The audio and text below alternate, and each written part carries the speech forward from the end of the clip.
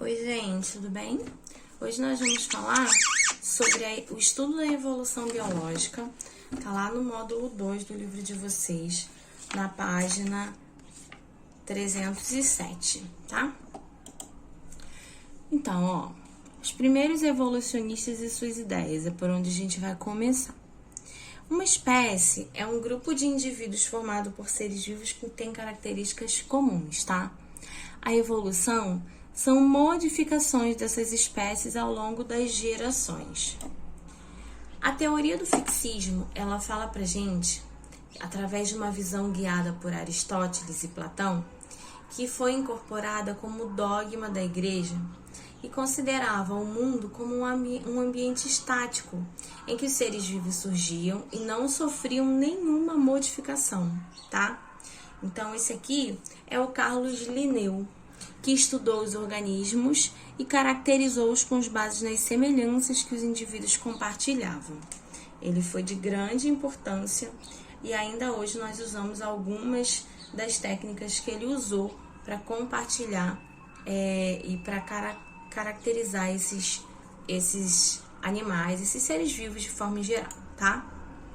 A teoria do criacionismo, ela já fala pra gente que todas as espécies foram criadas por um ser superior.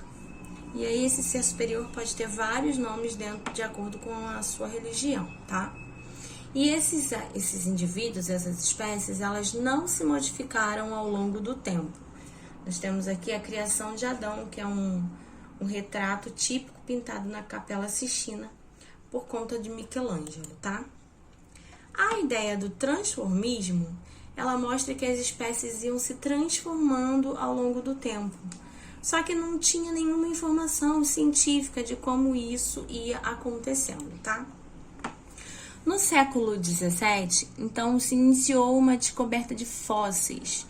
E alguns cientistas começaram a questionar o pensamento de Aristóteles. De onde saíam aqueles ossos tão grandes, né?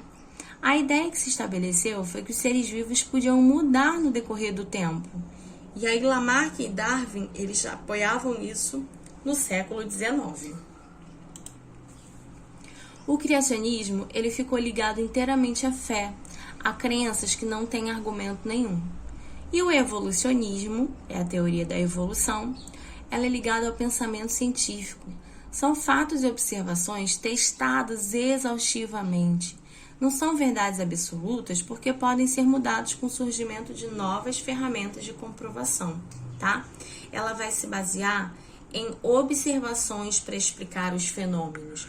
Tem um pensamento científico por trás e não só é embasado em crenças sem argumento, tá? O Lamarck, ele chamava Jean-Baptiste Pierre Antônio de Monet, era o cavaleiro de Lamarck. Foi um naturalista, grande pesquisador, tá? E ele se destacou por ser a primeira pessoa a propor que um ser vivo sofre mudanças durante a sua vida e transmite essas características aos seus descendentes. Criou a ideia chamada de lamarquismo. Essas ideias, elas tinham a lei do uso e desuso e a lei das características adquiridas, que a gente vai ver. No uso e desuso, seria assim, uma mudança no ambiente que provocaria mudanças no organismo e estes passariam a ter essas mudanças nos seus descendentes. Exemplo, a girafa se alimentava de folhas, as árvores muito altas, elas não conseguiam se alimentar. Então, elas precisavam esticar muito o pescoço para conseguir o alimento. E conforme ela esticasse muito esse pescoço, ela ia passando essa característica de esticar o pescoço para a próxima geração, tá? Então, quanto mais usa, mais se desenvolve. Ao mesmo tempo que quanto menos se usa, se atrofia, tá? Olha aí outro exemplo da lei do uso e desuso. O uso contínuo faz com que a estrutura se desenvolvesse, como eu acabei de falar. E o desuso vai causar uma atrofia. Ó, os patos são aves, teriam pés, patas iguais de galinha, tá?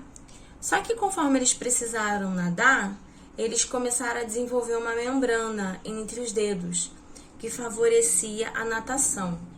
Essa era a ideia do Lamarck, tá, gente? Depois a gente vai conversar do porquê essas ideias estarem erradas. A lei da herança de características adquiridas seria que os traços adquiridos na geração seriam herdados pela descendência e qualquer mudança no organismo seria passado para os seus. Aí aqui eu teria, ó, um ratinho que eu cortei o rabo e o filhotinho, qualquer herança adquirida seria herdado pela descendência. Os filhotinhos teriam que nascer sem rabo. Então, isso aí, essa lei aqui tá toda errada por causa disso.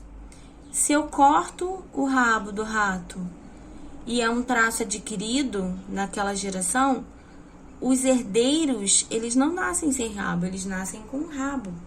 Então, daí já começou uma das divergências das ideias do Lamarck. Olha aí, como eu mostrei para vocês. A lei do uso e desuso, ela só tem valor biológico na vida do indivíduo até a sua morte. Então, começou-se a estudar que as formas simples originavam formas mais complexas. Isso também não foi tão verdade assim. E a gente sabe que a nossa herança genética está na nossa molécula de DNA. Isso invalida essas características que foram adquiridas. Se eu cortei o rabo, eu não mexi no DNA, eu só mudei o fenótipo, não mudei o genótipo, tá?